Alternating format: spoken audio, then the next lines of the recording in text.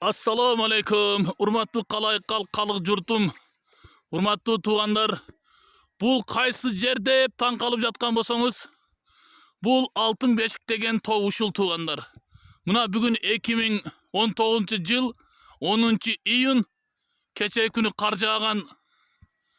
Мына ушул Алтын Бешик, канчалык адамдар Алтын Бешик деген атын уккан, бирок келе элек.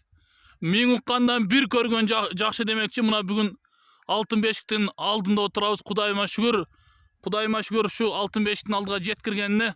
Караңыздар, ушундай бир ушул күнгө чейин дагы эле карлар турат, али кетелек. Кудай буйрса, иншалла, мен ойлоп турам, бул карлар эриген сайын суу болот. Суу өмүр булагы, суу бул жашоо дейт. Кудай кааласа, мына ушул карлар эриген сайын биздин суулар каналдарда көбөйө берет туугандар.